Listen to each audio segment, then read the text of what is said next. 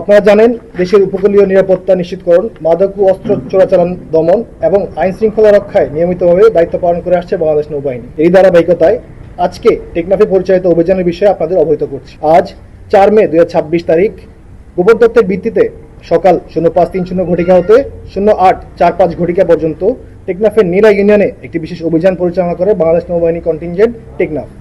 অভিযান চলাকালে টেকনাফ উপজেলার নীলা ইউনিয়নের আলীখালে একটি ইটভাটা ও তৎসংলগ্ন এলাকার তল্লাশি কার্যক্রম পরিচালনা করা হয়।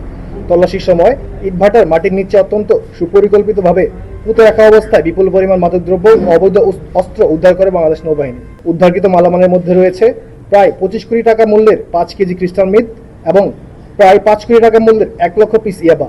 এই সময় 2টি বিদেশি পিস্তল, 2টি ম্যাগাজিন এবং 4 রাউন্ড তাজা গোলাবারুদ উদ্ধার করা হয়। পরবর্তীতে একই এলাকা হতে একাধিক মাদক ও অস্ত্র মামলার গ্রেফতারি পরোয়ানাভুক্ত আসামি নুরুল কবিরকে আটক করা হয়। উদ্ধারকৃত মাদকদ্রব্য, অস্ত্র ও গোলাবারুদ সংক্রান্ত বিষয়ে প্রয়োজনীয় আইনানুগ কার্যক্রম প্রক্রিয়াধীন রয়েছে। আটককৃত আসামিকে আইনগত ব্যবস্থা গ্রহণের জন্য টেকনাফ থানা পুলিশের নিকট হস্তান্তর করা হয়েছে। সম্মানিত সাংবাদিকবৃন্দ, বাংলাদেশ নৌবাহিনী দেশের সার্বভৌমত্ব রক্ষা, সমুদ্র ও উপকূলীয় এলাকার নিরাপত্তা নিশ্চিতকরণ এবং মাদক ও অস্ত্র চোরাচালান প্রতিরোধে সর্বদা বদ্ধপরিকর। ভবিষ্যতেও এ ধরনের অভিযান আরও জোরদার করার পাশাপাশি অব্যাহত থাকবে।